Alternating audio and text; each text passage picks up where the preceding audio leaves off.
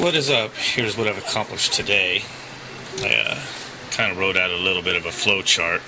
It's chicken scratch, but it's just my notes for how the logic's going to be. And I kind of just moved on, labeled out my chip, what all connects to the input outputs. Okay, then I did a little bit of breadboarding. That's what you want to call it. There's the microprocessor, 5-volt voltage regulator, MOSFET to drive the plate actuator, and this is a read relay.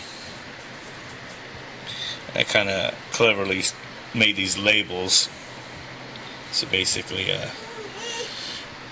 put everything from the edge of the board over to the pins, but then they're labeled here, and then I'm going to put some sort of header on there or something.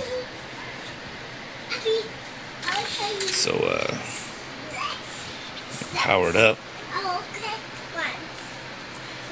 This is just a test program I already had made.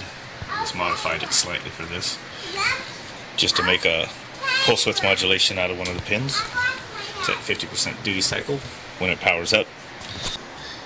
So anyway, I could just jumper my input pins. I'm going to simulate pushing buttons by just putting the power to it. It's a jumper there. See it changing? Pulse width's dropping. I can increase the pulse width. And then that increases the pulse width over there. So 0 to 255, it's not input. I don't have it calculated over the percent on the display. So 125 is 50%, because that's half of 255. Approximate, probably 50%. I've made a program before where I can also alter the frequency to make a little test frequency generator to mess with switching power supplies and kind of find the optimal speed and all that kind of stuff through toroids and stuff. With this one, I'm just going to be driving the flip down actuator. So, get the focus there. So I've got my power up here, 12 volts ground and 5 volts. And then we got the ignition in. That's when this thing will know that the ignition's on. The throttle position sensor, so I can monitor the engine and what someone's doing as part of my theft control, anti-theft. 2 buttons inputs, the plate actuator out.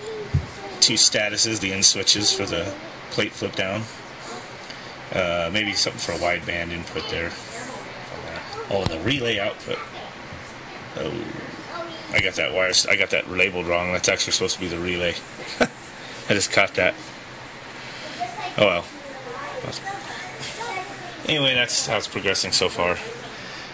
I'll have to start adding some code now, and I need to put a header pin on there. Then I need to start adding code and just do testing here, get everything kind of up and running before I put it back into the car.